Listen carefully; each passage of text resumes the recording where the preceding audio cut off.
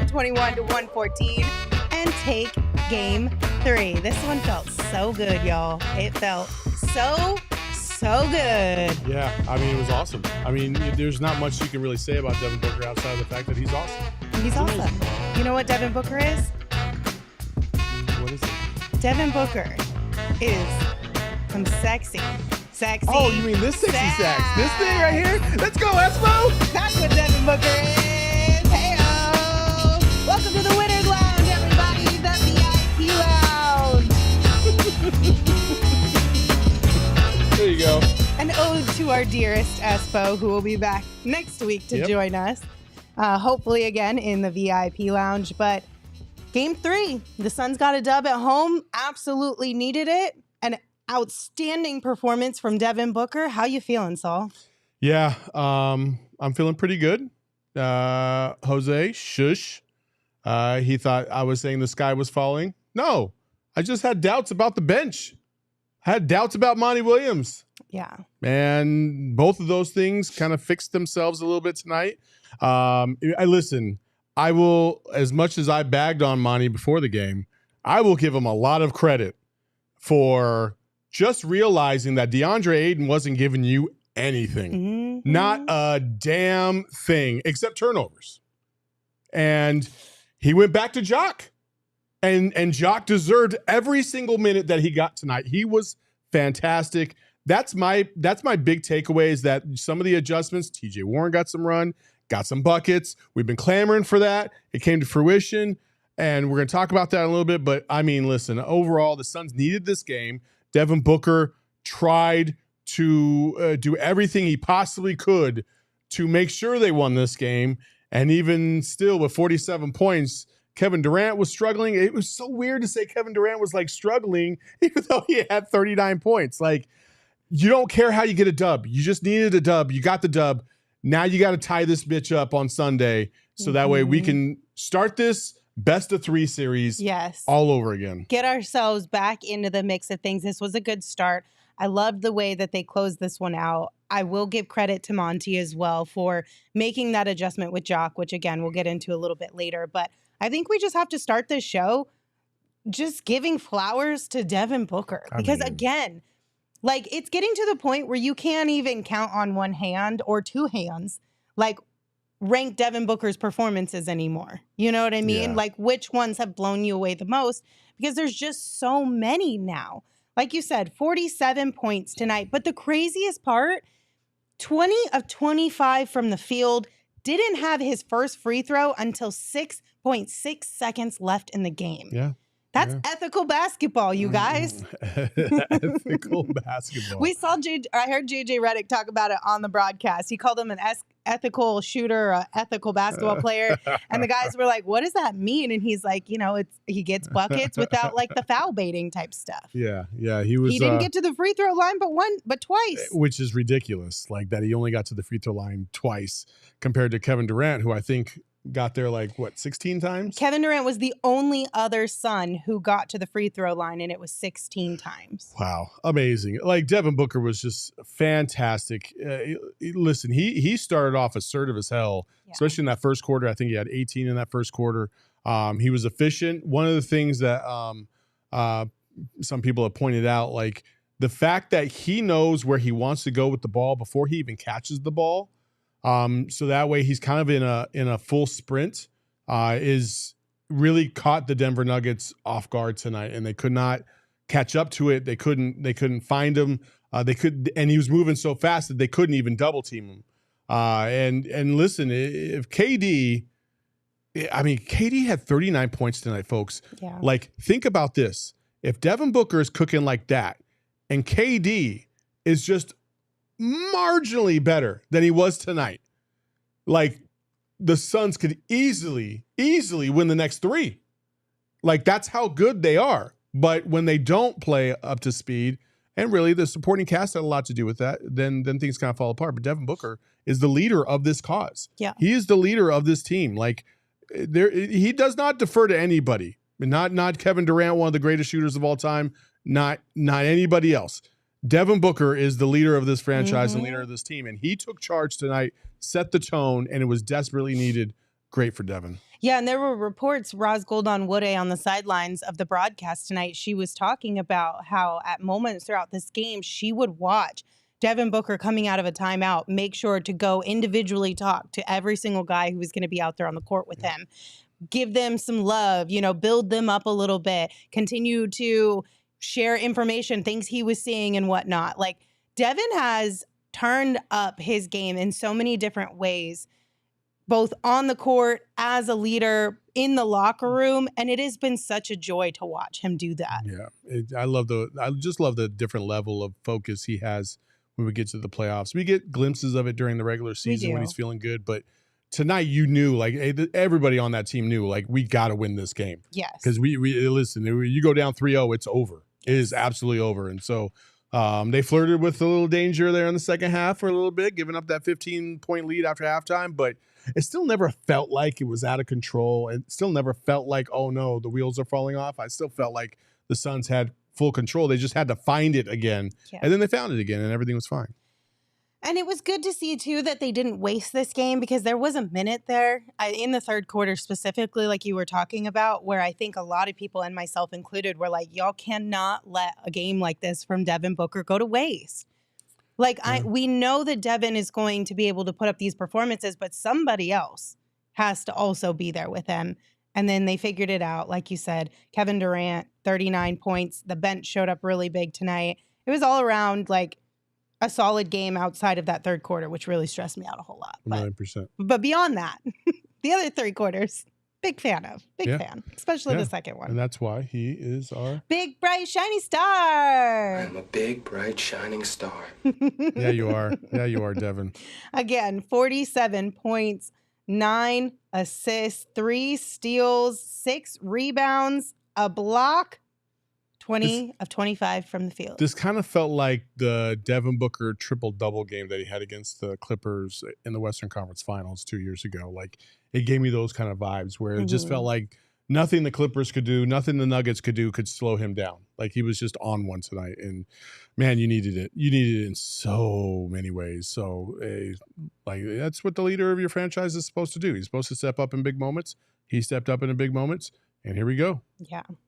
We love to see it. Love Devin Booker. Amazing games. Hopefully you guys put some money down on Book's performance tonight. I did. If you haven't learned that lesson yet, Devin Booker, his points are going to be insane. So get the over-under at a lower number while you still can before all of the apps move it up higher. Just, you know, like, we'll get to DA in a minute, but DA cost me $900, and I really don't appreciate it.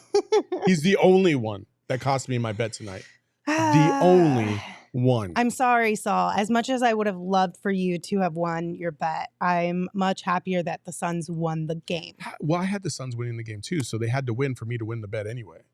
That's fair. So, but like, I put my money where my I'm mouth sorry. was. I feel bad for you. And not even that. He fell 12 points short of the goal, and the goal was only 16.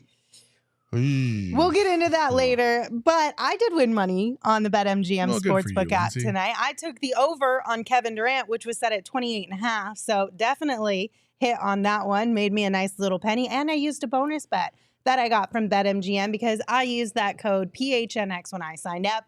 There are a few different offers depending on where you live, but for our Arizona audience, you will get up to $100 in bonus bets on your first wager with BetMGM. Again, just make sure you use that bonus code PHNX. Check out the show notes for full details. And now you can listen to Shane talk about the disclaimer. Disclaimer, 21 plus to wager. Visit BetMGM.com for terms and conditions. U.S. promotional offers not available in Washington, D.C., Mississippi, Nevada, New York, and Ontario. Gambling problem? Call 1-800-GAMBLER. Colorado, D.C., Illinois, Indiana, Louisiana, Maryland, Mississippi, New Jersey, Ohio, Pennsylvania, Tennessee, Virginia, West Virginia, Wyoming. Call 877-8-HOPE-NY or text HOPE-NY 467-369, New York. Call 1-800-NEXT-STEP, Arizona. 1-800-522-4700, Kansas, Nevada. 1-800-327-5050, Massachusetts. 1-800-BETS-OFF, Iowa. 1-800-270-7117 for confidential help, Michigan. Also, one additional little fun thing that we have for you guys, our friends over at Circle K gave us another code for you guys to text to get some freebies. Yeah. So don't miss out on this one, okay? Right now, if you text PHNX to 31310, you'll join their text subscriber club and you'll get a buy one, get one free offer on a 32-ounce Polar Pop. So Make sure you do that. That's PHNX to 31310. It's getting warmer outside. Polar Pops are the way to go to stay cool. Nice little treat. I know most kids are going to be out of school within the next couple of weeks. So it's a nice little after-school treat too. And it's not very expensive. It's actually really, really affordable. And your Polar Pops stay longer. Stay colder longer. Circle K for the school near you. I love going. A little after-school treat. Is it not? Is it not? Do you not, after work, do you not sometimes stop at Circle K and get yourself a Polar Pop 100%. And maybe like a zebra cake? I'm just saying. Like, do you not? The way you said it was like an after-school treat. Like it is. No, it is. After it is. When I was in elementary school, I used to beg my mom to take me so I can get. I just thought it was funny. Or after college, like when you get out of school and when you're in college. I just thought it was funny that you said that. Because it is. Anyway, head to circlek.com/store-locator to find a Circle K near you. And don't forget to text PHNX to 31310. All right, we got to talk about Jock Landale. And we're going to start with all of these super chats because every super chat tonight seems like it is for our guy. It's either for Jock or against DA. And so Cesar said, shout out to PHNX employee Jock Landale. He's a full-time badass. That's right, baby. You know, there was a tweet tonight. Somebody said if you watched Jock on the PHNX show a couple weeks ago, you wouldn't be surprised about the performance that he was having tonight.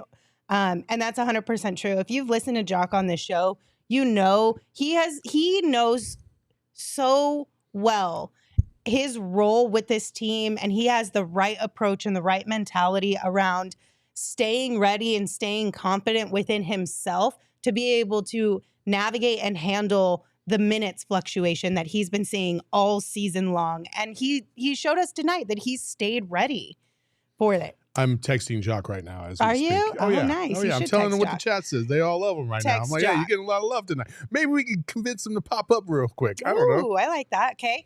James Johnson, thank you for your super chat. Said this super chat goes out to Monty for having the balls to play the Aussie over that bum. DA, come on, man. We need you. Hashtag eat nuggets. Victor Rene Gonzalez said, as bad as DA played, I think the way he's coached is just as awful.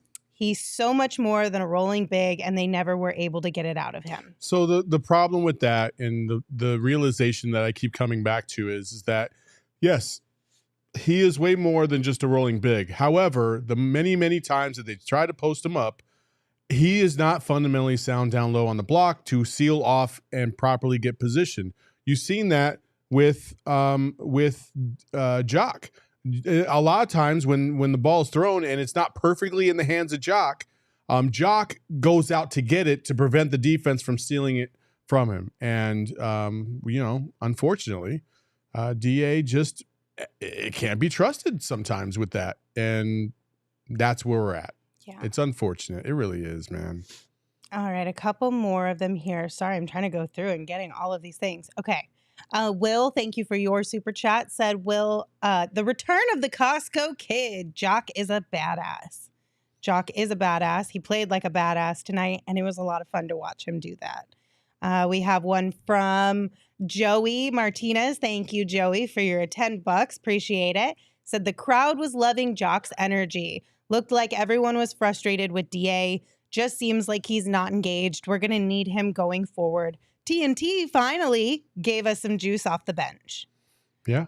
Yeah. I mean, are we going to talk about TNT right now? Not right now. We're going to continue to talk about Jock and DA you first. Paused, so I was like, you're giving me the opportunity to talk about my mans. Not yet. You got to wait for that one. You got to more likes. We need more likes to talk about TNT. Jock's energy tonight was just so infectious.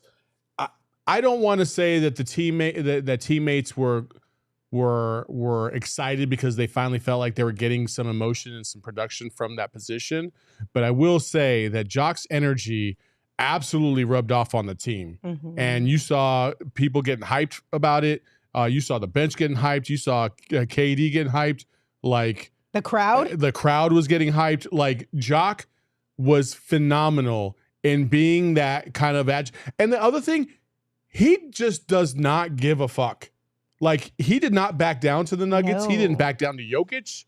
He stood his ground. He played a little bully ball. Like, I've been talking about Aaron Gordon playing bully ball against us and just kind of lowering that shoulder and being physical and whatever. Jock was our version of that tonight. Yeah. Now, maybe not dropping 20, 23 points like Gordon had done the last couple nights, but Jock did everything you needed him to do to boost your team up, and then some.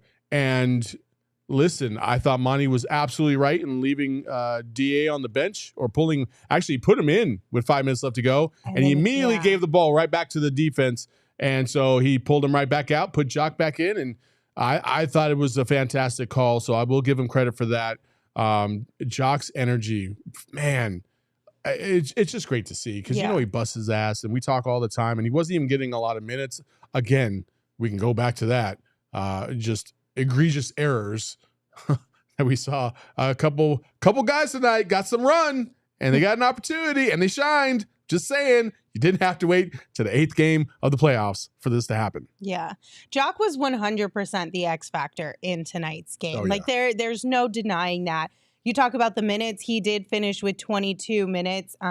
He also had 6 points, 9 rebounds, 2 of them were offensive rebounds, and he got a steal in there too. But there's no doubt about it that Jock was the X factor, because when DA was struggling, Monty could turn to Jock, know that he could put him out there and not have him be a complete liability, know that he was going to bring an insane amount of effort and energy. And plus, we got to see a little bit of Jock and KD, of which we love to see that as well. And it just felt like his teammates trusted him a little bit more in this one. Oh, yeah, 1,000,000%. And it's funny how uncanny this is. But every time the Nuggets try to switch up on Jock, which has only been like once or twice, because they know that Jock, more apt than DA, will absolutely take a small guy down into the paint right underneath the rim and have perfect technique, get the ball and score easily. Yeah. And so they don't allow that to happen too many times.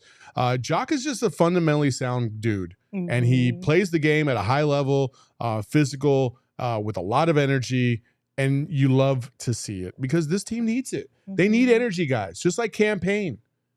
It makes a big difference. Like, huge difference. We saw the Nuggets go on a run a couple of times in this game, especially in that third quarter. If you don't have somebody who can come in and give you a boost of energy, who is not named Devin Booker, where are you going to get that from? Like, Kevin Durant isn't like, he's not loud with his emotions, if that makes sense. Yeah. He'll knock down some big shots or have a big defensive play, but he's not loud with his emotions. And neither really is Devin Booker. He can be a little bit more, but you need somebody who has and not the negative emotions, but finds a way to turn a negative into a positive within it. And that's Cam Payne right now, and Jock Landale from tonight. Yeah. We saw Jock Landale get a little spicy like the minute he came into the game. Yeah, and deservedly so. They needed that. They did. Like, this team needs that. They need some kind of ass kicker out there. Yeah. And Jock was that dude, and I'm cool with that. Like I've been saying that they needed an agitator out there. They needed somebody that was going to get under people's skin, that was going to, kind of muck things up, and that's what Jock did. And he played his role to a T tonight, and that was fantastic. Yeah. Ants in the chat said he has the Aussie attitude. He does. If that's what it is, then I'm all here for it. Very ornery. All right, a couple more super chats. Frank, thank you for yours. Said, I was expecting DA to show up, but Jock had to do it. And thank God that Jock did do it.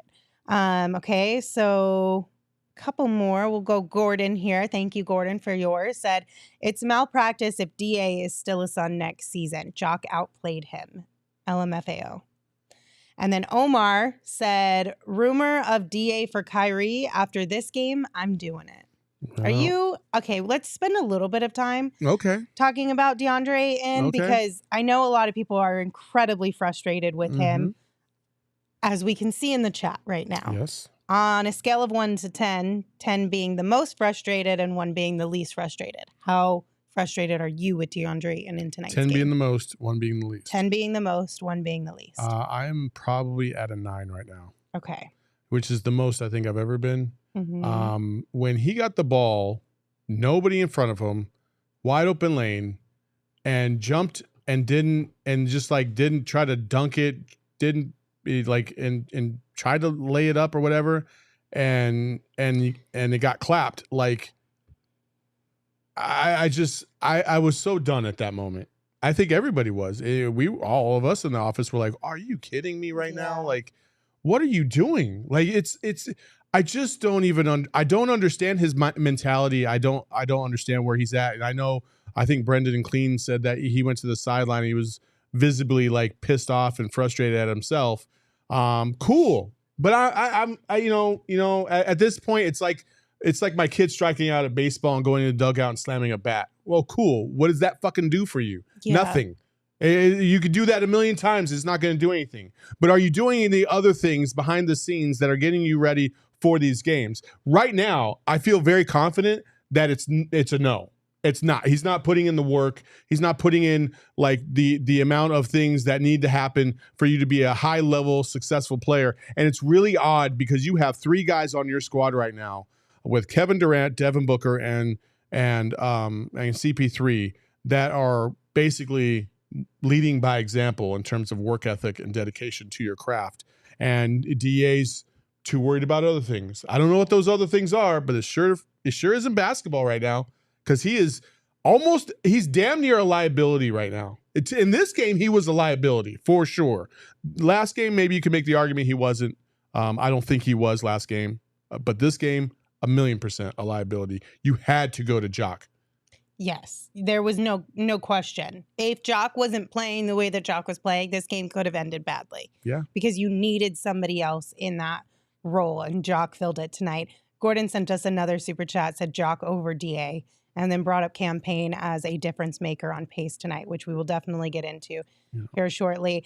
In the chat, as far as how frustrated people are with DA, the lowest that we've been given is an 8.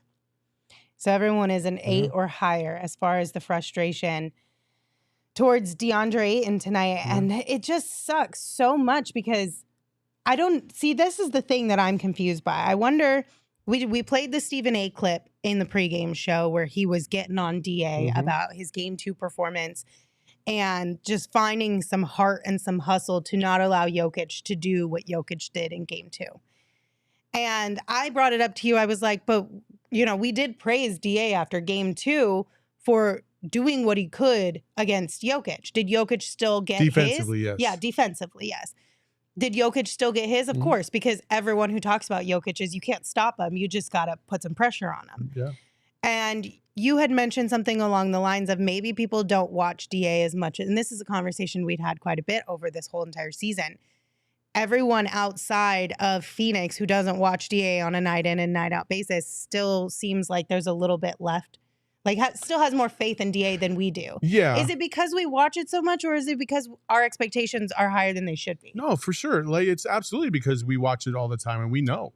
Like it's just like the Nuggets fans and how much they clamor for Jokic to get the MVP because he's such a special player, and he is. They watch him day in, day out. So they see more. Every little single thing that Jokic does that makes him so amazing to that fan base. We see DA the opposite kind of way, where we see every little thing that he does. Some of it is good, some of it is bad, but nothing is near max level player status. None of it would have been deemed worthy of the number 1 overall pick.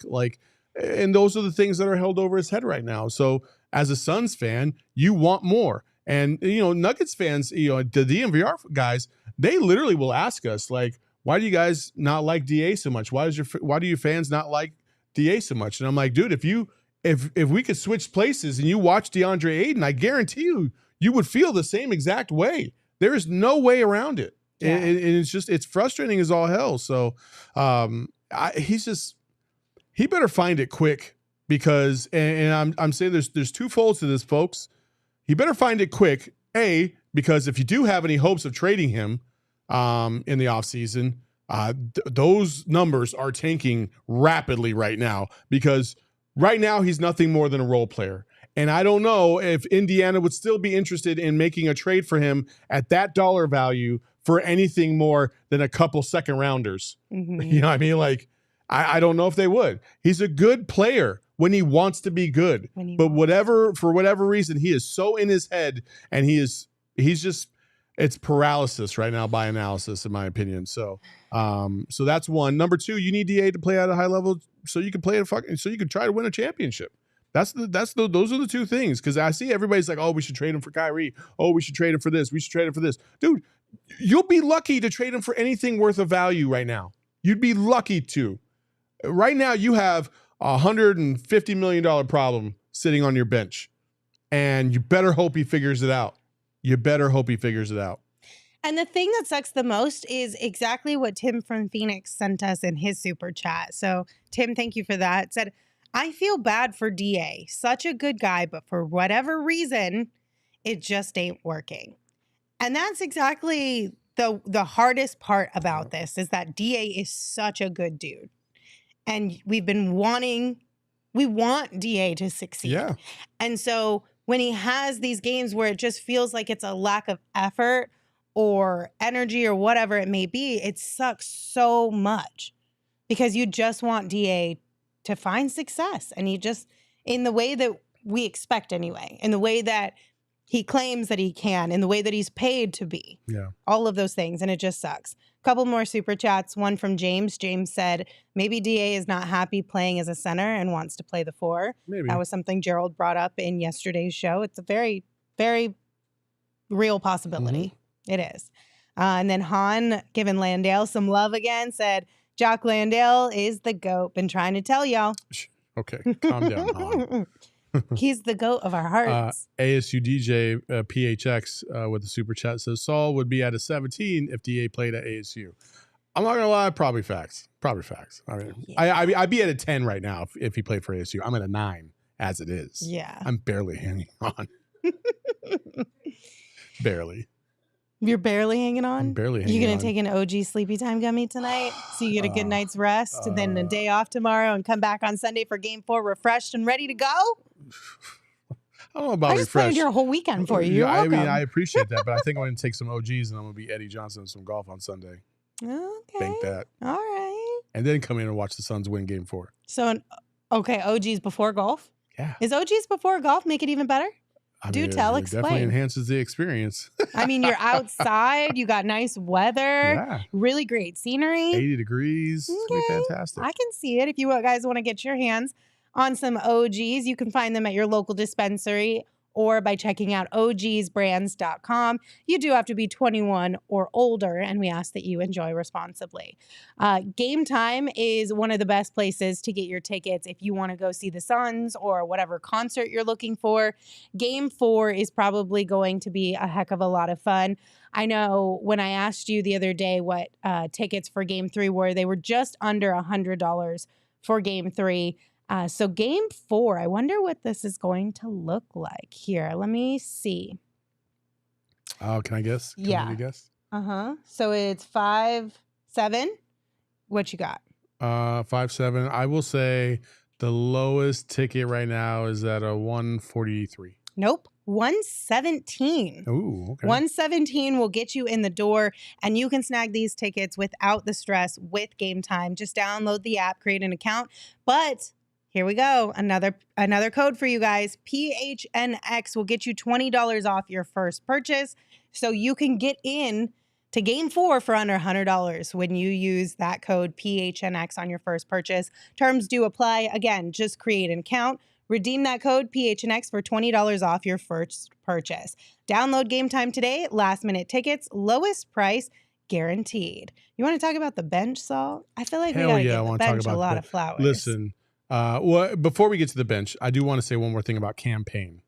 I guess I did kind of lump Cam Payne in the bench again, and I shouldn't have. Cam Payne wasn't part of the bench, and I it's okay.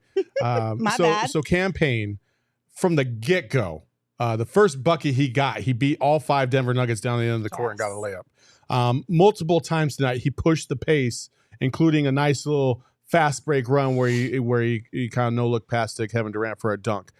Cam Payne put this offense on a whole nother level in terms of speeding it up, getting out and running, getting some guys some easy buckets. I mean, sometimes like Kevin Durant was struggling, and he had a couple easy buckets by way of Cam Payne tonight that felt like kind of helped get him going. Those are valuable. And when we just watched 2 games basically of a slugfest where the Suns were struggling to get easy shots. Tonight they got easier shots multiple times, and it worked out. And Cam Payne is the reason for that. Cam Payne could score 2 points in this game, and I could care less I couldn't care less because his pace is what matters. We've been watching Chris Paul. He's so efficient with his pace and his movements.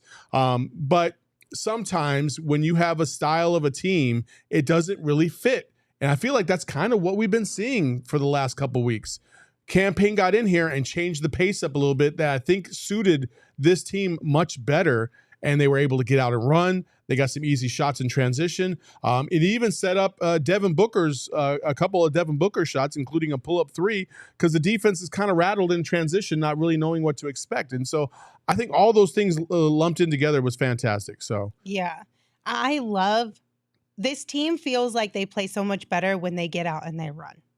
And it's also much more enjoyable to watch. And I feel like to an extent, listen, there's no secret weapon to have against Jokic, right? He still had a triple-double tonight. Impressive numbers. Yeah. But I feel like it does wear him out a little bit. I mean, yeah, I think so. It wears him out a little bit. And it just brings the energy up. I really enjoyed Cam Payne in that starting lineup. Going to potentially see it for a few more games here, depending on what Chris Paul's status is. But big fan of Cam Payne. Love the way that he plays. He's got a lot of heart and energy. He had 7 points and 6 assists tonight. But more importantly, let's talk about TJ Warren. TNT. Because we have somebody in our PHNX spectrum that actually predicted something happening with TJ Warren. Oh, we did we? You got TJ Warren sitting over there, and I know he hasn't played much, but I am telling you he is going to win us a playoff game. Ooh. TJ Warren is going to win us a playoff game. Foul trouble is going to happen or whatever, right? Guy gets nicked up, maybe he can't play. That guy can step on the court, and if he gets his touches, he can give you 20, and he can get you 6-7 rebounds. Listen, that was March 2nd. So well over 2 months ago. It was pretty much right after that EJ said that. Yeah. And I kind of gave him a look like, really? But, I mean, tonight he had some crucial rebounds. He had a couple blocks. It was fantastic. And then his overall performance, shooting the ball, he had a couple key buckets in the fourth quarter.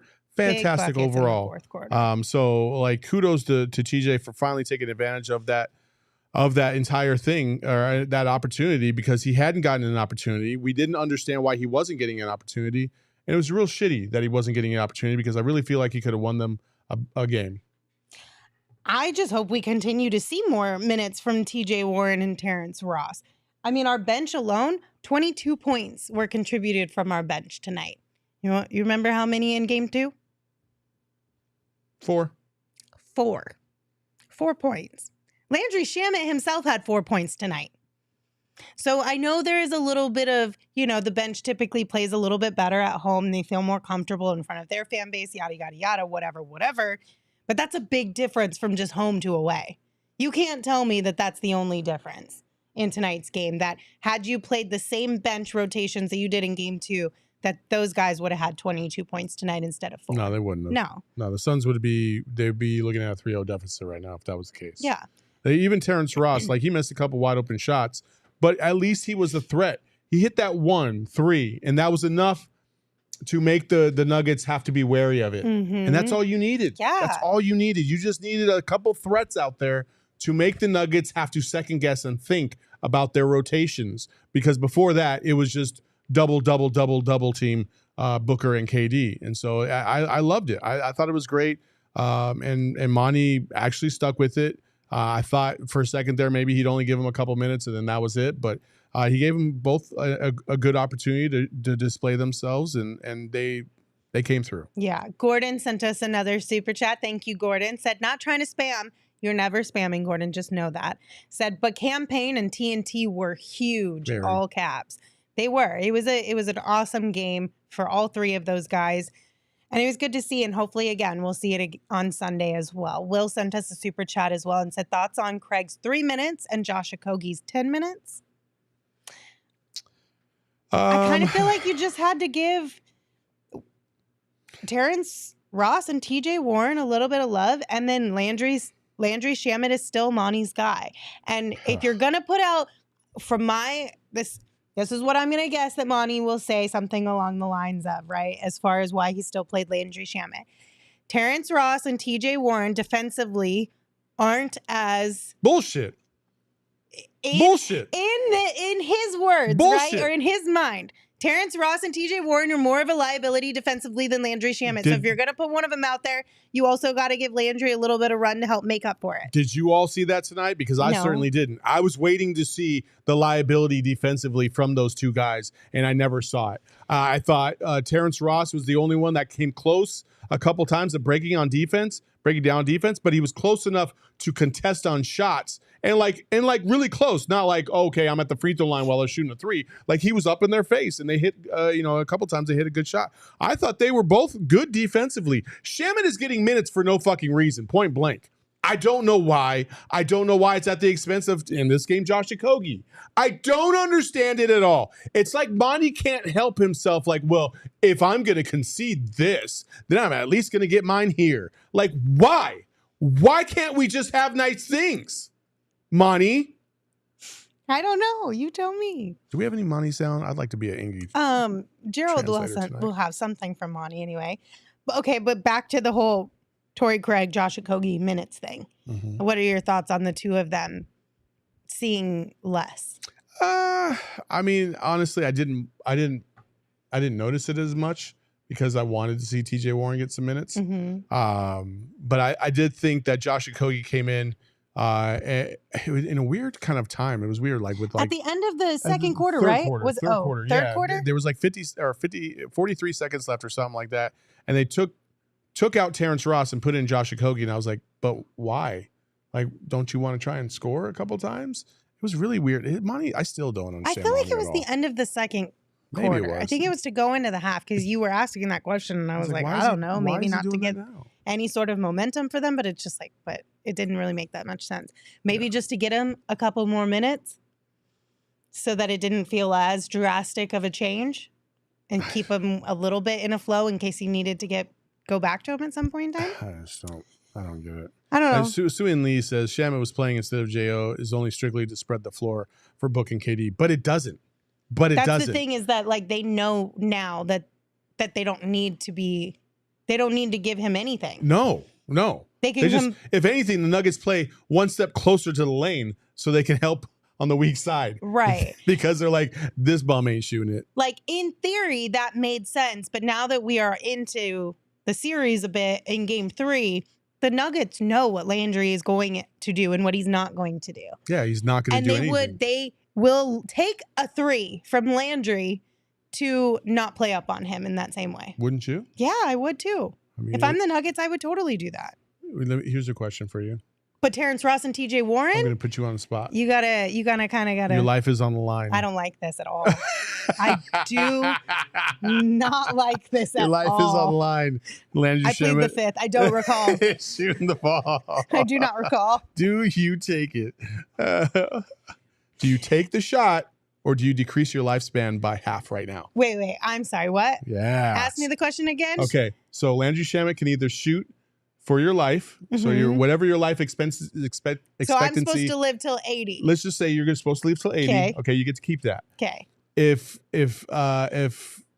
you say no, you don't want Landry to shoot for you, then you immediately lose half of your life expectancy. So you would drop down to 40. But if he misses, I die immediately? I don't get what the... Okay. Yes. Oh, fudge. What's the situation look like? Is this in practice or in a game? Is it wide open? We'll give you warm-up jumpers. How about that? Warm-up jumpers? In warm-ups. Oh, then I'll take it. Oh, yeah? Yeah. I feel like we've said it in the chat here before. Everyone said it. Landry must be really good at practice. Landry's good in certain situations. So I'll take that. Where's he gamble. taking the shot, though?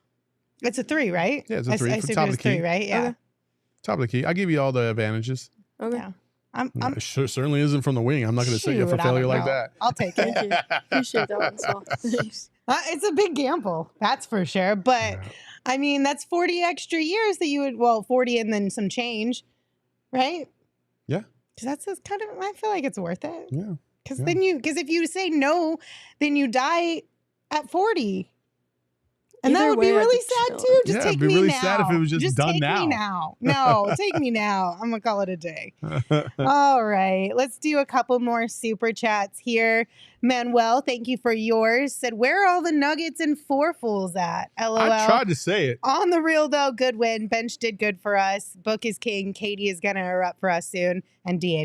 I tried to tell you, like, it's never good when you say blank in 4. No. Like, it's just not a good omen. Yeah. You're not going to do well after that. Yeah. The only reason why the Suns in 4 thing worked out the first time is because we were already beating that ass in the fourth quarter towards the end anyway. So it didn't matter. Like, the fight happened in game 3, but in game 4, like, once they started going on a run, like, and they kind of cemented the game, that's when the Suns in 4 chant started happening in the Denver Nuggets arena. But the series was over. The game was over. The series is over. It didn't really matter. When we tried to pull that shit against the Bucks, Yeah, we and we learned our said lessons Suns in real 4 when we were up quick. 2-0, guess what happened? We got mollywopped. And I'm just saying, it's not And a we good ain't got omen no to do that. rings because of it. Yeah, we got no rings. No rings because of it. All right, Adam H., thank you for your super chat, said, Saul agreed. Katie was great tonight points-wise, but if he can just turn up the field goal percentage and Armani mode stays engaged, this is going to be awesome. Yeah, So- points are cool, but I prefer my points not come in, first of all, 16 free throw attempts. I'm okay with the 16 free throw attempts, but I want He was you literally the only other guy to I get want to you the to free throw score line. more. And he was struggling mightily tonight. He was just 1 to of score. 7 in the first quarter. It was not pretty. Yeah. It was not overall. He wasn't good at all. Like, No. he needs to be much better. He was missing layups, for crying out loud. That He's- was ugly. 12 of 31 is what he finished with. 12 of 1 of 31. 5 from deep, which is Damn. the second game in a row now that Kevin Durant has put up points, but his efficiency has been straight garbage. Devin Booker at one point in this game had a true shooting percentage of over 90%. It was at halftime. which is insane. I'm pretty sure it was at halftime. 90%. hmm That's stupid. We Good. definitely need, if Kevin Durant can get his shots to fall more efficiently moving forward, there is a good possibility, because this is what we're getting. We're getting 39 and 47 from KD and Book. Mhm. If KD can be a little bit more efficient, we definitely can be right back in the mix of this series. Oh, yeah. 100%. Oh, yeah. I don't understand why KD's efficiency has been struggling so much. You know, again, I'm going to go back to this. I would love to go back and see how many good games he's actually had in Phoenix. I Mhm. wonder, sometimes arenas, lights, whatever, they just don't jive with you. There's a feeling that you have in these arenas that maybe you got to get used to a little bit more. And he just hasn't found it yet. Like when I was in high school, like, I wasn't a big fan of playing in my high school gym. I liked to play in Corona's gym. I don't know why. I had my best games at Corona because it was just the lighting and the atmosphere just suited me better. I liked it better. I'm not buying this And song. sometimes, yeah, I'm telling, it's a thing. I get it, but it's Kevin freaking Durant. I'm telling you, like, sometimes things just don't line up your eye. It's like a golf course. I made that analogy yesterday. And so, you know, I think it's just going to be a little bit of adjustment for him. He'll figure it out. Like, I'm convinced that he's going to have a 40-point game at some point before this series is over, for sure. But I'd almost be willing. But his efficiency was bad in Denver and in Phoenix. You're going to tell me both gyms suck for him? No, first of all, Denver's gym sucks ass. Well, I get It that, is but an Phoenix's awful was just arena. renovated and they have the same lighting as the LA arena. No, they don't. Similar. not the They just same. don't put as much smoke in there that gives it the haziness. No, and it's also not as dark down low. Around the fan bowl, like the bowl. Yeah, like the lower part. Like in LA, It's similar, though. in LA, you can only see like maybe the first 4 or 5 rows, and then it gets dark and you can't really see Right. it. Here, you can see the It's whole the lower same bowl. setup. They just have it lit differently. Yeah, But still, so it's not the same setup. I don't know, Saul. No, it's the same setup. It's the same just setup, different but settings. different. Same setup, different settings. No. That's the thing. No, I swear to God, I was there when they showed the blueprint shenanigans. They said it was the exact same lighting they setup can as say LA it all they has. want, but you've been there, you've seen it, and you know it's not the same. U of A has the same lighting as the Lakers do. It's dark down No, low. I know that. But the capability is there. are we talking Whatever. about right now? Anyway, I don't know that I'm buying I that. understand he had 39 points tonight. Yes, he had 39 points tonight. On paper, 39 points is fantastic. 16 of those were free throw attempts. He shot 12 of 31. He missed 19 shots. That is a very subpar Kevin Durant performance. That's not earth-shattering to say that, guys. No. Come on now. It's not. Come on now. Yeah. But that's how great he is. Even when he has a trash game, he drops 39 because he's legendary like that. We are judging him based off of his own standards. Yes, because if we were judging him off of, we judge Book off of Book standards. if we were judging him on DA standards, he'd be a fucking Or Hall even of just Famer. an average NBA player, He'd it be would a still first be. But ballot he's not an best average player of all NBA time. player. So, yeah. Okay, I wish we could couple get 39 points things. from DeAndre Ayton. Lou, thank you for your super chat. Lou said, you think they should use Baisley and run and gun? There's no chance Baisley touches the floor. Yeah, dude, you think No TJ Warren and chance. Terrence Ross didn't get any money love? No. He does not love him some Baisley either. No chance. Absolutely not. Okay, one more. Trevor said, DA seem disinterested. Get a rebound, scoring will come. You think DA seems disinterested? Thank you for your super chat, Trevor.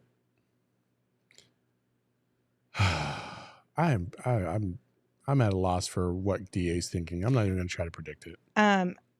Iverson sent us a super chat, said DA is 100% gone in the summer. So we're going to be able to ask Gerald about this one, but DA left the arena. There's a report from, who is this from? Tim Mac. I don't know how to say his last name. Cannon? Yeah. McMahon? Mm-hmm. Tim McManaman. Yes, I can't ever say his last name. Okay, Thank what is you. it? It says DeAndre Ayton exited the arena before the Suns locker room opened to media, and then said Monty Williams had high praise for Jock Landale's effort. Listen, So- he got booed tonight. He did not have a good game. He is probably very, agitated, frustrated, emotional about this. I want to say that that's a good sign, but I think at this point we don't even know what a good sign for DA is anymore. Yeah. So I can understand why he listen. There wasn't going to be any good questions coming his way, not a damn one. They were like, "Why were you not good tonight?" Is the kind of question he would have got. So, yeah. So somebody in the chat, when this news first broke on Twitter, asked or said something along the lines of DA getting fined. I don't know if this one would count for a fine, because how it works now is you get to request a couple of players to come to the podium, and that podium is available to all media who are covering the game. And then there's a tier system, and tier 1 media can go into the locker room and talk to additional players after the game.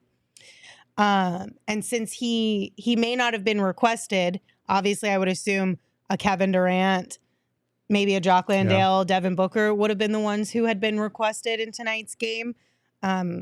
So if DA wasn't requested for the podium and then left before the locker room opened, I don't know if that's finable offense. I don't know either. But again, yeah. But maybe. So he said he had to go recharge his Tesla battery. Oh, no. Blessings. I'm just as frustrated as everybody else is. Everybody's really Yeah. frustrated. They don't. Yeah, we could just trade Ayton, but again, I don't know who's trading for him at this point. It's going to be really tough. Yeah. DeAndre Ayton needs to get himself a pair of Shady Rays. He needs to stay off Twitter. He needs to turn off the TV. And he just needs to block out all the noise, all the critique, rightfully deserved or not. He just needs to block it all out. He needs to find peace within his own head, find his mental space, put on his Shady Rays, go sit outside in some sun in his backyard maybe tomorrow, get some rest, some relaxation, some vitamin D, and just chill out and get ready for game 4 mentally. That's what DA needs. And if you need a pair of Shady Rays because the summer is coming up, make sure you check them out and use code PHNX for 50% off 2 or more pairs of polarized sunglasses. This is an exclusive offer for our listeners, and it is the best deal of the season. Go to shadyrays.com and again, use that code PHNX. Try for yourself the shades rated 5 stars by over 250,000 people. Also, if you have no plans tomorrow, might I recommend checking out the Four Peaks Pub down in Tempe. They've got a great atmosphere. They have amazing food and, of course, fantastic beer. You can check out all the information on Four Peaks and follow along with Arizona's hometown brewery by following them on social media at Four Peaks Brew or at Four Peaks Pub to keep up. You do have to be 21 years or older to drink Four Peaks beer, and we ask that you drink responsibly. Okay, one last super chat here. Or two super chats. So Paisley first. Paisley, thank you for your super chat. We appreciate you donating $20 to us. Said, with the available coaches available on the market, would the consideration be viable to remove Monty for a different coach, much like Golden State did when they moved away from Jackson for Kerr? Man, we're using up a lot of our off-season topics right now, and I really don't want to. It is something that will be talked about. Yes. I'll just say it that way. It is something that will definitely have to be discussed, and how the rest of this series plays out probably has a lot to do with it as well. I think tonight helped a lot. Tonight definitely helped a lot. If they would have dropped tonight's game, we would have been in big trouble, and I think Monty would have struggled as well. We go 6 or 7 games, Monty's going to be just fine. Yeah. If we got swept, or they lose these next 2, Monty will not be just fine. Mm-hmm. So there's.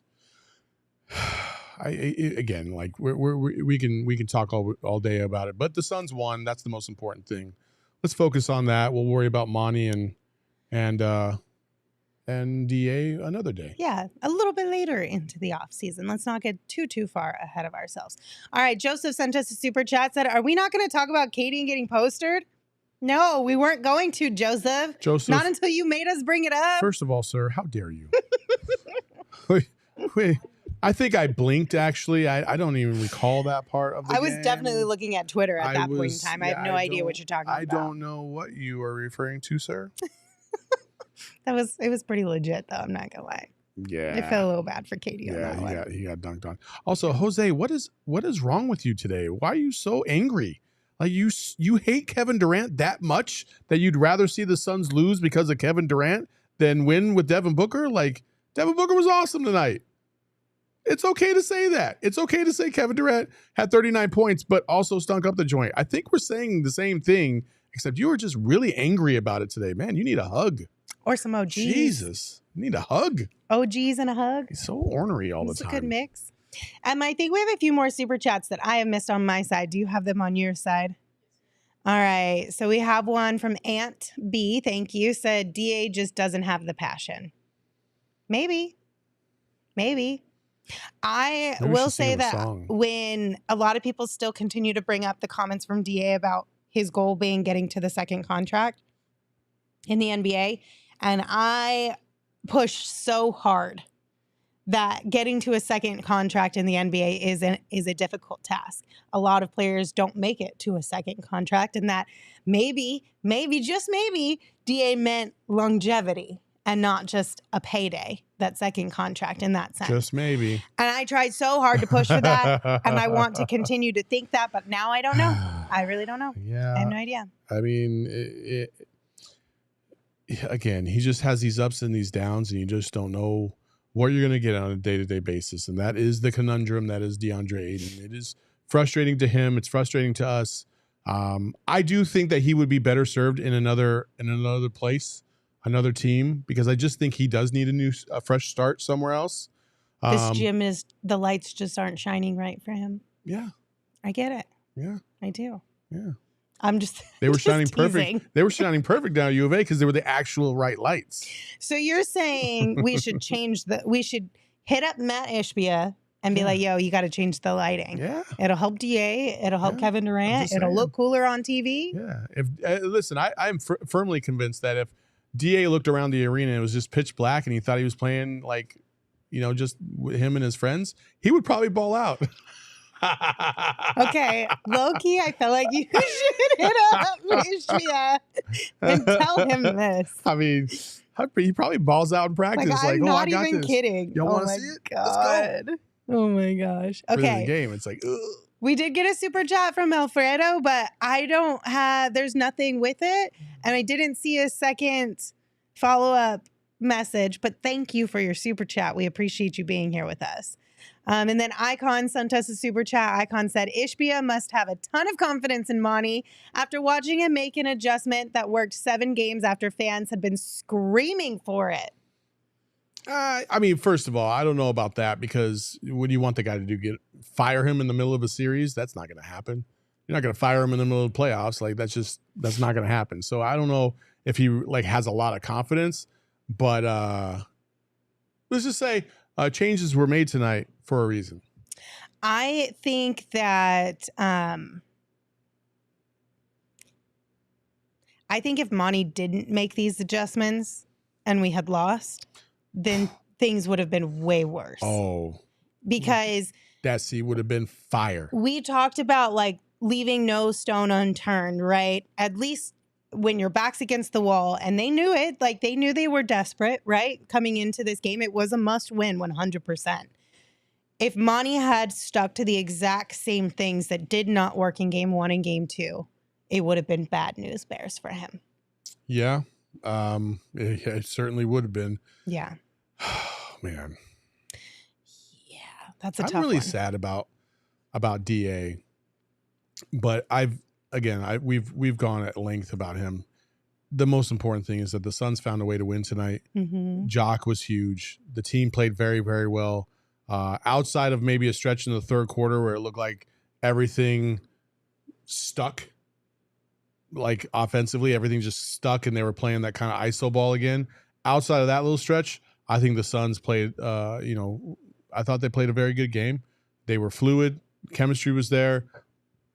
They were running a lot of their sets to that 3rd, 4th, 5th option, which I really like to see. And then Devin Booker was just a man amongst boys out there in the first half and really kept everything in line until KD joined the fray, and so did everybody else in the supporting cast. So good job tonight, guys. All right, so I see a lot of people in the chat asking, where's Gerth? Where's Gerald? I don't know, y'all. He tweeted 1 minute ago, but he hasn't texted me back. Yeah. He literally left me on red. Yeah. What a jerk. It After is what it all is. the love I gave him on May the 4th yesterday? I How mean, dare he? he's going to text me back soon. So in the meantime, I know he's going to text me back soon. There's Is he, no though? way. Yeah, he'll get here soon, I'm sure. In the meantime, what would you like to do? What would you like to discuss? Dame was at the game tonight. That's true. God, oh, if Dame was on this team? Oh, man. That'd be, I don't know. It would be cool, but like, I do think that there's like, there's a legitimacy to, is there enough basketballs to go around between 3 guys that are playing at an elite level? KD, Devin, and then Dame in the fold? Like, yeah, that'd be tough. That'd be tough. I mean, maybe. I love Dame. But I would love to still see Dame love on the to see Suns. Dame on the Everybody Suns. would love Dame on the Suns. I feel like Damian Lillard is by default a Phoenix Sun because of what he did for Devin Booker to get him to his first All-Star game. That's fair. Like, That's fair. and he really endeared himself to this community, and everybody has an affinity for Damian Lillard. And Colts 23 says it, so it must be true. Lillard wants to play in Phoenix. I mean, there it is. Oh, but it would be so fun to have Dame here in Phoenix. I remember that exact moment when he tweeted, or not when he tweeted it, he said it after his game. Yeah. It came out during the 3rd quarter of a Suns game, and we were able to like sneak it into the broadcast, and it was like a whole big deal. Mm-hmm. And after the game, everyone was talking about it, and it was like, 2 days before the All-Star game? Something like that? Yeah. That was a really big moment. It was really cool. Hey, what'd I tell you guys? He still didn't text me back. It's about time, Johnny Ray Sunshine. He didn't text me back. So he still left me on red. He's just sitting here. He's sending just out showing tweets. up out of He's nowhere. just putting us on red, like just ghosting Damn. us. You know what? Gerald did us dirty tonight. Yeah, I don't know. He's getting a little girthy for his britches. Oh, and he's giving us the 11s right now. Wow. Like, what is wrong with my guy? Wow. We might have to humble young Gerald needs Mr. a Gerald. timeout. He needs a timeout. Phil, Yes. you better watch He yourself, needs big a dog. timeout. Oh man, If he has to go back on the road, you didn't put him in a shitty hotel. I put him by Shotgun Willie's. I We gotta be careful about what we say to Gerald because he might leave just like DA did before availability. Run it, Emma. In the darkness, beyond the light, there shall only be one. Welcome, you There are literally no excuses ever, Gerald, to leave me on red. No excuses. I don't give a shit about your job. I don't care. Don't leave me on red. Whoa. When did I leave? I responded. I said on in 5. You did no such thing. No, you did not. You left me on red. He's like, oh, I meant to. I'm pretty sure I did.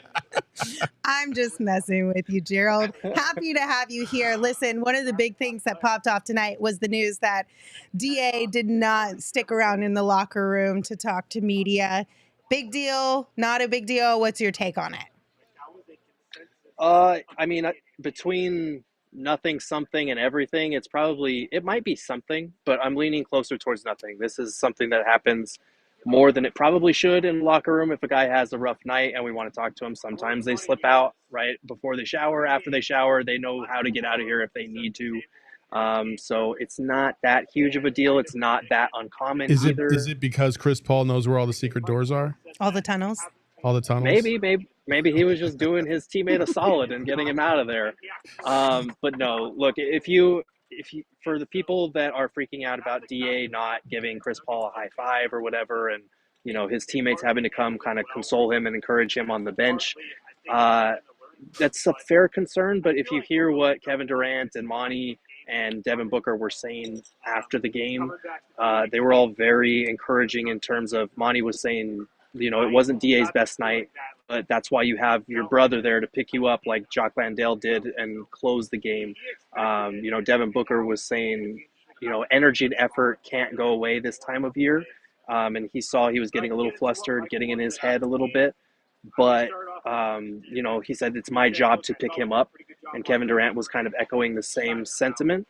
I don't know if I agree that it should be their job to do that at this stage of the season, but I just, that's kind of the only silver lining that you can take from a performance like the one that DA had, is that his teammates, they have an opportunity to say, no, he just needs to play better, or no, we need to have everybody on the same page, energy and effort wise. And instead they took a different route because they know that they need him in this series. And that's my biggest takeaway from tonight was, yes, they got the win. Yes, they got 2 superstar performances out of their 2 superstars, but they're not going anywhere if they don't get playoff DA at some point here. And that's kind of my biggest concern. I can't wait for the day where Devin Booker has a bad day and we all rely on Landry Shamet. So moving on from that, honestly, I'll ask this question. Like, I know Jock had a good game. I know his effort is there. And I know it's much, much different when you were coming off the bench as, a role player than in the starting lineup, obviously.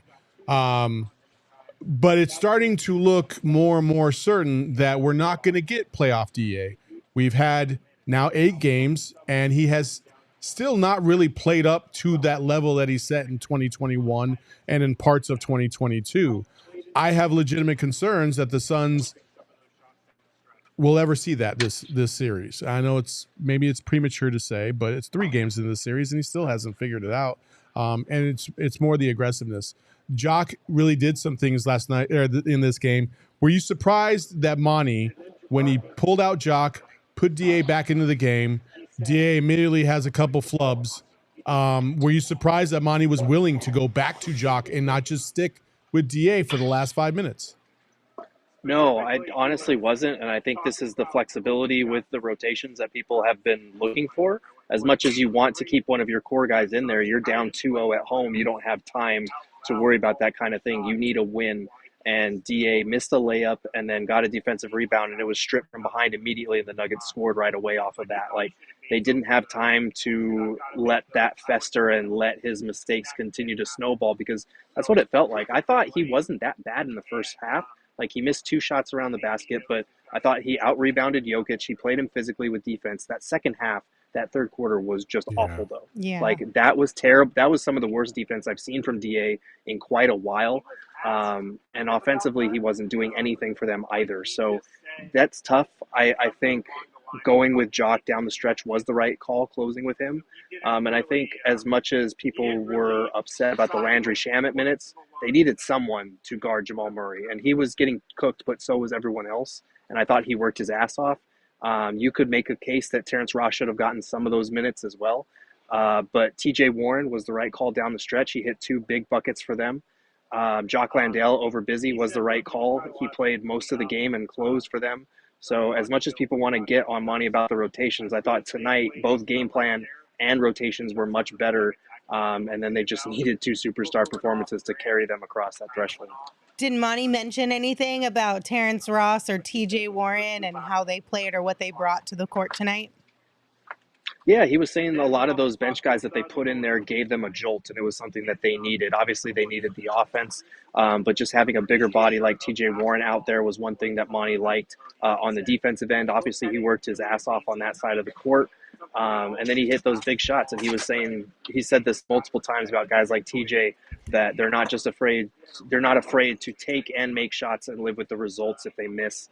And that's what we saw in that one possession. He missed the corner 3. The Suns fed him again in the corner, and he hit the second one. That's huge. They needed that kind of confidence from someone off the bench, that kind of shot-making ability. So that's something to keep an eye on moving forward. I think Warren in particular could have just bought himself a bigger role, and hopefully Ross as well. Oh, man, just imagine how big their role would be if they got a lot more run earlier in the playoffs. I was really pleased.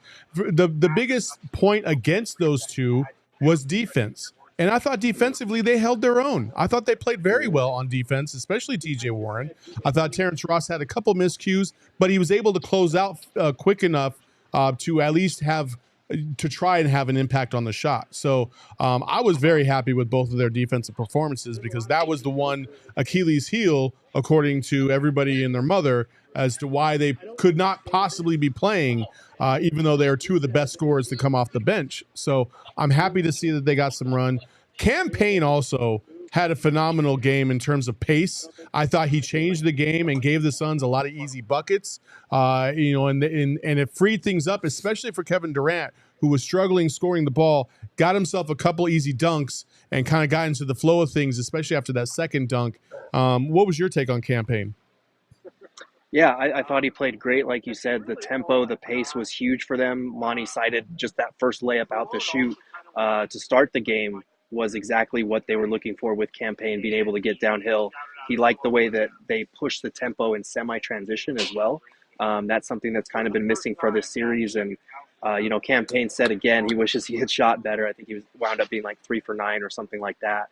But just having someone who's willing to get downhill to make plays, I think he had 7 assists. So he was solid tonight. And that's, I know we said we're not going to talk about the offseason, and we're not. But it was kind of telling tonight that we always talk about the Suns have their core 4, and 2 of those 4, one needs to play faster and one needs to play with more motor. And tonight we saw their backups basically provide what the Suns really need from those 2 positions. Even though those other 2 guys are obviously better players, they provide, Cam Payne and Jock Landale provided what the Suns needed out of those 2 spots tonight. And that will be something to keep in mind in the offseason if the Suns lose the series or if they fall short of their title aspirations. Like, you need to build around Kevin Durant and Devin Booker and put those skill sets in those spots, because as good as Chris Paul is, as good as DA is, they're not providing what the Suns need from them right now. Listen, sometimes it's really nice to drive a Cadillac, but at some point you kind of get old of the Cadillac and you're like, you know what, I want to drive this Ferrari. And that's kind of what I feel like is happening right now with the Suns. Chris Paul is the Cadillac, if you can't tell what my analogy is. And, Cam Payne is the Ferrari. He's just trying to go fast. He just wants to go as fast as he can. He beat all 5 guys down the court on his very first bucket. And that, to me, kind of set the tone like, oh, yeah, we're here to change the game right now. Like, let's go. Let's be ready. And so I thought he was phenomenal. I thought, and obviously we could talk on and on about Devin Booker, but, he's just a phenomenal player. So I got a couple questions for you for Devin Booker and KD, 2 of the bigger guys on the court out here tonight. 42 minutes for Book, 43 minutes for KD. Is there any concern there? Obviously, I mean, you kind of have to. I get it. It is what it is. That's playoff basketball. But is there any concern whatsoever there? definitely on my part, I asked Book how he's feeling physically about, not just doing everything offensively, but defending on the other end, logging heavy minutes. And tonight was a more up-tempo game as well. And he said, I feel so good. I'm blessed to be able to come out here and play playoff basketball. So he's loving every minute of it. This is what he's been preparing for. It's different. It's different though. It's different when you're playing a grinded, slow down style. I do feel like those minutes wear on you a lot more because you're not out, you're not running, you're not getting out into the flow, you're not getting into a rhythm. I think I don't know. Do you see that? I mean, it can if you're the guy that's doing everything on the ball, but I feel like in the first two games they had a fairly decent mix with all the ISO stuff of KD and Devin Booker getting off the ball. Tonight, it felt like, I think he played 42 minutes tonight, so they were able to get him a little bit more rest. Not much, but a little bit more. And I think they needed to because tonight felt a lot more up-tempo. I'd have to look at the numbers. But, Book said he feels good. My worry is it's not sustainable. Like this formula to success that they had for tonight, it's not something that you can't expect Devin Booker and Kevin Durant to combine for 85 points and not get much out of DA or some of the other guys. Like they got contributions from some of the bench guys for sure, but they still need more. And I just don't know how sustainable it is for them to be playing 43, 45, 42 minutes every night against this more well-rounded Nuggets team. Like at some point, someone is going to have to step up and drop 10, 15, God forbid 20. Like they could use some help in that regard because even up the series, even if they get out of this round, they're going to face better teams. And I just don't know if that two-pronged attack is going to be enough with the minutes that they're playing right now. They don't seem gassed. Like Kevin Durant, for instance, every time he came off the sideline or came towards the sideline during a TV timeout or whatever, he wasn't even breathing. He just had his mouth closed the whole time like it was no big deal. And I'm like, geez, I know he was bending over and like grabbing his shorts a couple times, but I also think that he does that in the first quarter. Like that's a comfort move for him, kind of like it was for Jordan back in the day. I don't necessarily – I feel like those two are just built different. But it's long term. It's if we end up going past this round and further into the playoffs, it will catch up with you. I don't think it will, though. But that's the thing is they had 30 some odd years old. How old is he? 34? They had 3 days of rest in between these two games. That is definitely a factor in this. And moving forward, they only get 1 day in between each game. We saw in game 2, both of them were pretty gassed down the stretch. DA was gassed, like everybody was tired. That will catch up with you. And then like Lindsay was saying, it's not so much for game 4 or even game 5 necessarily, but like it's for the rest of this series. It's for what goes beyond if they're able to get out of this series. It's just not a sustainable formula for success if they're not getting something out of DA, if they're not getting something out of the other guys and able to keep it in like mid 40s instead of 45. Okay. D in the chat said, okay, now let Gerth gush about Book. So, Gerald, this is your opportunity to give all the love and flowers to Devin Booker and tell us what his teammates and coach said about him, too. You want to take off your shirt and show everybody your new tattoo? I don't have one of those. I thought you got a Devin Booker tattoo. My bad. I heard that wrong. Incorrect sources. That's some fake news there. But I've said this. I said this in the first round. I'll say it again. Devin Booker has been the best player in the playoffs out of anyone so far. He has hit 45 points in 3 of his 8 playoff games to this point. There's just nobody that I would trust to get a bucket in the postseason right now more than Book. He's been insanely good. His shooting numbers have been off the charts. Like 20 out of 25 is just stupid. And Monty was saying after the game, and Kevin Durant too, like they're not surprised by this. They've been asked that so many times, and Kevin Durant was honestly exasperated when he was saying, yes, I knew this was the guy that I wanted to come and play here with. He ignites our whole team. He's kind of the driving force behind it, which is, think back a couple months ago when we first got Kevin Durant. If we were to hear Durant saying that about Book, he's the force that drives our team, that would have seemed pretty insane. So I don't think we should be taking this for granted. Like I said, I don't know how sustainable it is for Book to keep putting up 35, 40, 45 points a game and carrying them to victory. He's going to need some help at some point. But what we're seeing right now is arguably the best basketball of Devin Booker's career. And I hope that it continues. But for his part, he said he's been preparing for this since he was young. That's why he loves playoff basketball so much. That's why his message to the team after the Game 2 loss was, you have to embrace this shit. You have to be thankful that we're on this stage and get to play in playoff basketball. So he has the right mindset about it. And it's really cool to see someone who's been working their whole life towards this moment, playing through all the adversity of these losing teams, finally get to show out on this kind of stage. It's pretty awesome to witness. All right. And then I want to ask you about Kevin Durant because, while Kevin Durant did have 39 points tonight, which is fantastic, we did talk about his efficiency and his efficiency in Game 2 as well. Saul had some ideas about maybe what it is with KD. What did he say about it? Because the other thing is that a lot of people are like, he had 39 points. And yes, he did have 39 points, but by Kevin Durant standards, his efficiency is not there. So what did he have to say about his shooting as of late?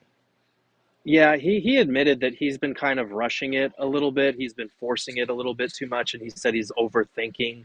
He was able to get to the free throw line, which saved him tonight. He said after the first couple shots weren't falling, he made it his focus to try and get to the foul line, but he's continuing to be aggressive. He said it's not a matter of him kind of figuring out the offense or figuring out where he fits. He said he's just missing shots, and that's something that can be corrected. He feels like it'll come around soon. Monty was saying at practice all this week that he feels like with guys that put in as much work as someone like Kevin Durant does, eventually that will turn around, and hopefully we'll see it in Game 4, because we were kind of thinking Game 3 had to be the night to save the season where Kevin Durant was the guy. And instead, Devin Booker was like, don't worry, I got this. Yeah. Now, if Kevin could take that role in Game 4, that would be fantastic, because we're still waiting on that vintage Kevin Durant night, which sounds stupid to say about a guy who had 39, 9, and 8. But like you said, it wasn't very efficient. He had, Game 1, it was the turnovers. Game 2, it was the bad shooting. Game 3 was the bad shooting. Now we need a Game 4 to even up this series where it's like, oh, shit, Kevin Durant figured it out. And now maybe the momentum is starting to change. All right, so a couple things in Super Chats. So JP, thank you for yours, said, Jock Landale 2 minutes in, elbow to Jokic's face. Love it. Gerald, did you have fun watching Jock tonight?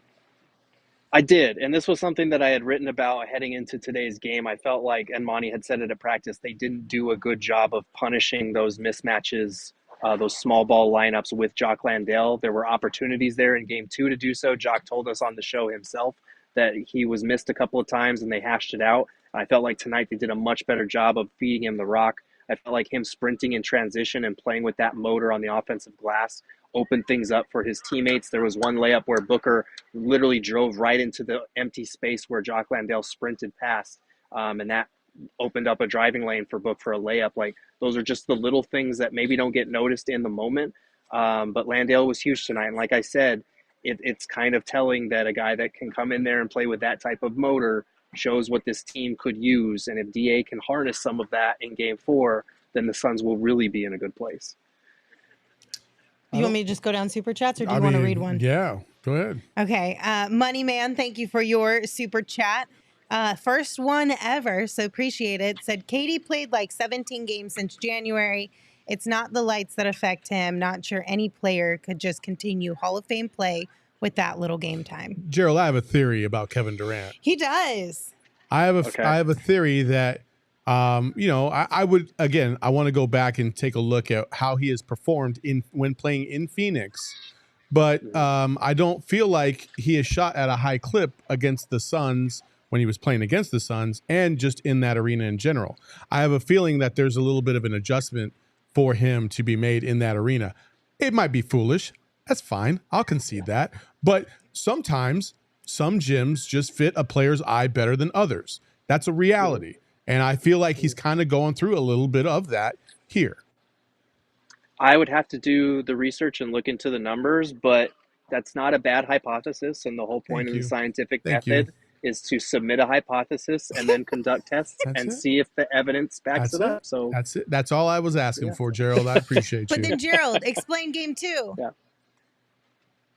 Game 2. I mean, maybe Denver's another one of those arenas. Yeah, exactly. I don't know. Okay. I don't know. I'm just spitballing here. No, I listen. Denver's a terrible arena. Listen, I understand that your theory is 100% a possibility. I just like to give you grief. Yeah, but That's really all it is. Your grief was just grief to give grief. Yeah, exactly. What I literally just said. Yeah, but your grief wasn't grief, and I wasn't here for it. Yeah, well, I was. So. And then last thing, Gerald. It's a super chat, so I have to read it. Gerald, did you boo Landry Shamet too? Oh man, Leo. that was rough. That was rough. You know, there were only like mild boos. It wasn't like the whole arena booing, but like the guy hadn't even done anything yet, and he was about to check in, and they started booing. Like that's brutal, man. It I is feel brutal. For the guy. It It is brutal. I do. Listen, I was telling you during the game, I feel really bad for Landry because it's not entirely his fault, right? Monty is also to blame for a good part of this. Yeah, he should. Emma's look right here is perfect. What She is was like, what is Landry gonna do if Monty calls Landry's name? Is Landry no? This guy, Monty. No, this guy. Play better. Right. Maybe He's trying. There are limits to what Landry is capable of doing on a basketball court. But if And Monty hitting keeps wide putting open him out jumpers there, is not one of those but limits. if Monty keeps putting him out there, what is the Landry gonna do? Are we really sitting here saying, I mean, poor Landry Shamet, it's not his fault he sucks at basketball. He's just like he's supposed to be It's exactly his fault. You guys, Landry takes so much grief from this fan base and every other fan base out there. And while I understand that he is not the best basketball player, and he should probably not see as many minutes as he has seen over the last however many games or years you want to go back, it is not his fault that his coach puts him out there time and time again. It is not his fault that James Jones offered him a contract to sign. Like, could Landry be better? Yes, but Landry's playing time is not up to him. The amount of money that Landry gets is not up to him. All I'm saying is I don't think Landry should see as many minutes as he has, but it's not all his fault. Okay, let's go back. Let's debunk this whole theory of yours. It's not his fault that he got a contract extension. Correct. It is not his fault that Monty Williams continues to play him massive amounts of minutes for no reason. You're absolutely right. But it is his fault because he has ability to overcome his bad and poor play. Does he? He's trying his best. I guarantee that. You think Landry's out there on the court being like, I'm okay. I'm going to take this little possession off right here. It's cool. I'll get the next one. It's a wide open three. You can't hit a wide open three. You're a professional basketball player. You can't hit a wide open three? Listen, look at Kevin Durant's efficiency tonight. Oh, now we're comparing Landry Shamet to Kevin Durant? That was a stretch. I'm aware.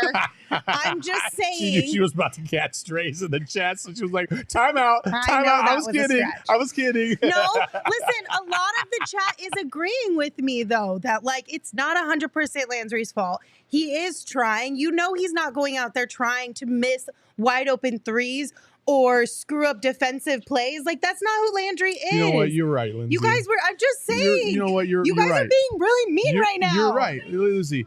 Landry Shamet, if you have an opportunity to watch this show, I hope you watch all of you. I hope you watch this section right here, okay? Landry Shamet, you are good enough. You are smart enough. And gosh darn it, people like you. Name Lindsay. Gerald, help me out here. It's not all his fault, right? Am I wrong? I will say what I said again. He defended his ass off. Yes, he missed some shots. He also hit a couple of shots. He was better than he has been. I don't think Monty should be playing him as much as he is. Is Gerald reading off a script right now? But no, it's the Landry Shamet script. This is the same shit I've been saying for like a year. It's the same shit. Like, I don't know how many different ways to say it. I just feel like it's a snake that eats its own tail because he's aware of how disliked he is by this fan base. And so I think that puts extra pressure on him to perform. And he's already the type of guy that's mentally in his own head. That's his own harshest critic.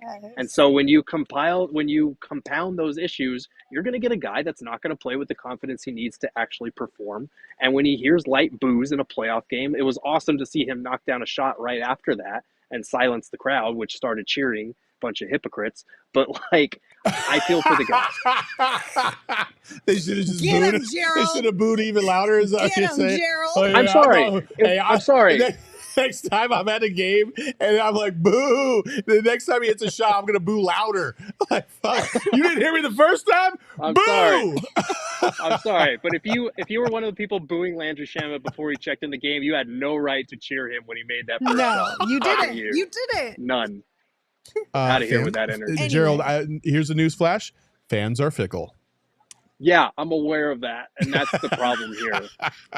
Listen, I just feel bad, okay? That's all it is. Like, I just feel bad. There is a limit to how much grief I can give one single individual because at the end of the day, they're still humans. Anyway, Luis sent us a super chat and he wants to know why Torrey Craig isn't getting any minutes. See Exhibit A, Landry Shamet. Stop.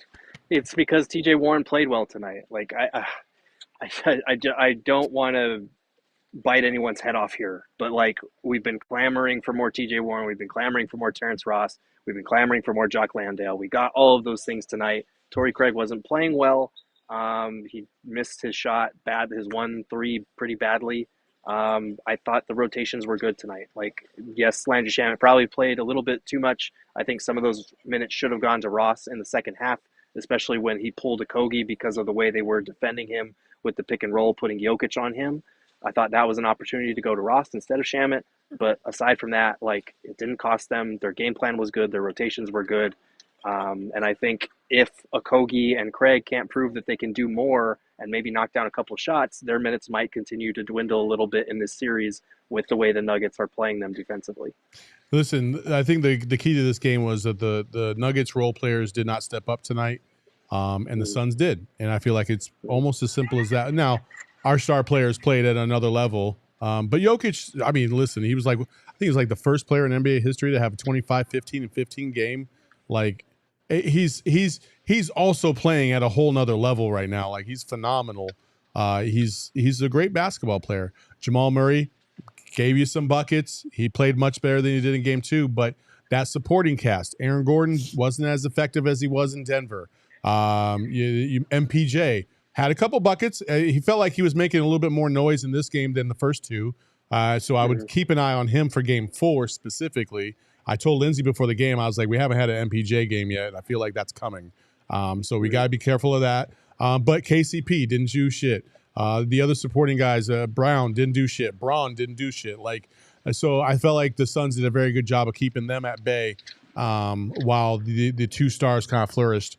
And to me, that's the recipe for success in a win in this series. Your two stars got to outduel those two stars, and your role players have got to outduel their role players, and you'll be good to go. I know it sounds weird. If your team plays better than their team, then you should be okay. Yeah, no shit, Saul. But no, you're right.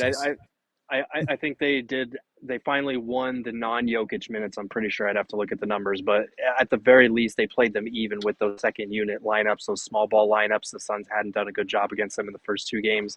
It felt like they did tonight with Jock and some of the guys that they were throwing out there. So that's a huge development in the series if it can continue moving forward. And then our final super chat from Larry Lewis. His first one, thank you so much, said, stop poop emoji on Shamet. So stop poo-pooing on Landry Shamet. You can poo-poo on the fact that he's playing, but not him himself. That's all I'm saying. I mean, I don't think I got personal with Landry Shamet. You didn't, but I feel like it is getting personal. It's getting to that with point. With me? No, just in general, as a whole. Listen, Landry Shamet, as a person, I know nothing about. Landry Shamet, as a Phoenix Suns basketball player playing valuable minutes in the playoffs, I know everything about. And that's all I'm referring to. Landry Shamet, I'm sure, is a very nice guy. I do feel bad for the amount of shit that he does get. Sometimes I say it just kind of in a joking way, but also kind of reality. So it's a little bit of a mix. But like, yeah, I do think that's fair. That's fair. Yeah, I don't think any of what we've said towards Landry Shamet is personal in terms of attacking his character or who he is as a person. But I do think it gets personal when we bag on him so much because part of his identity is a Phoenix Suns player, and we just rip that to shreds sometimes. It feels over the top. I think it's only because it comes at the expense of what we perceive could possibly help this team, such as in like game 1 when TJ and Terrence didn't get a lick of playing time and nobody could hit a bucket and it was really awful. It was really ugly basketball. Like, yeah, that it's hard to justify 20 plus minutes of Landry Shamet in a game like that. So I think that's where a lot of the vitriol forms, is because it's you're sacrificing other players' potential roles and being able to contribute to a team victory for Landry Shamet, which it does not feel like it's equal. And so even in a game tonight, like Josh Okogie, in my opinion, should have played more than Landry Shamet, but he only got 10 minutes. And for whatever reason, like I feel like those two are kind of interchangeable to some degree, especially defensively. So it's just an opinion. All right. Well, I think that'll do it for us. I appreciate you guys all joining us for our Game 3 recap. We hope you have a great Saturday. Don't forget to meet us right back here on Sunday. We'll have a pregame show 30 minutes before tip-off and a postgame show for you guys then as well. Hopefully, Suns can get another win in Game 4, make this 2-2, and head back to Denver, and we've got ourselves a series on our hands. Until we see you on Sunday, you can follow the show at PHNX_Suns on Twitter. You can follow me at Lindsay Smith AZ. You can follow Gerald at Gerald Bourget, and you can follow Saul at Saul_Bookman. Saul, take us home. You need 4 games to win a series, and the Suns just got 1. Let's go for 2 on Sunday. Bye-bye. And he ain't never gonna let go. PHNX though, Lindsey, Gerald, Espo. Saw past the ball, we here to turn up the tempo. Got to understand me, I'll always rep the family.